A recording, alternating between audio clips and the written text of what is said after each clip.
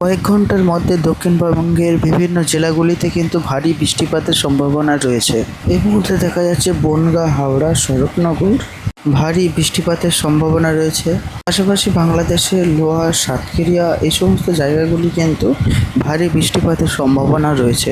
অপরদিকে হালকা বৃষ্টি হওয়ার সম্ভাবনা রয়েছে জয়নগর, কুলপি এই সমস্ত জায়গাগুলি হালকা বৃষ্টি হওয়ার সম্ভাবনা রয়েছে। পান্ডুয়া, চাকদা, কৃষ্ণনগর, শান্তিপুর এই সমস্ত জায়গাগুলি হালকা থেকে মাঝারি বৃষ্টিপাত হওয়ার সম্ভাবনা লক্ষ্য করা যাচ্ছে। প্রিয় দর্শক মণ্ডলী, আজ 11ই জুন বৃহস্পতিবার। এই মুহূর্তে আবহাওয়া দপ্তরের গুরুত্বপূর্ণ খবর। আর কয়েক ঘন্টার মধ্যে বিভিন্ন জেলায় বজ্র সহ বৃষ্টিপাত হওয়ার সম্ভাবনা লক্ষ্য করা যাচ্ছে।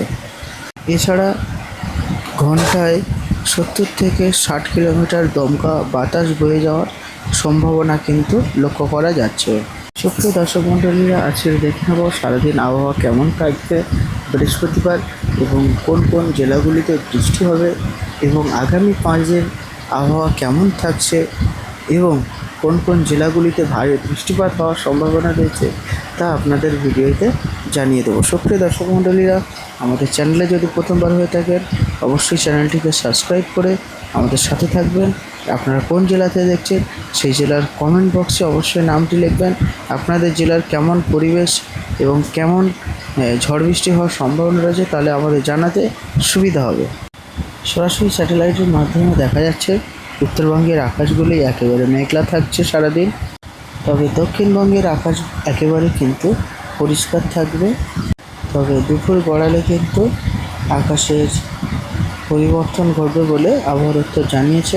অন্যদিকে বাংলাদেশের বিভিন্ন জেলাগুলিতে কিন্তু দিনভর বৃষ্টি হওয়ার সম্ভাবনা রয়েছে।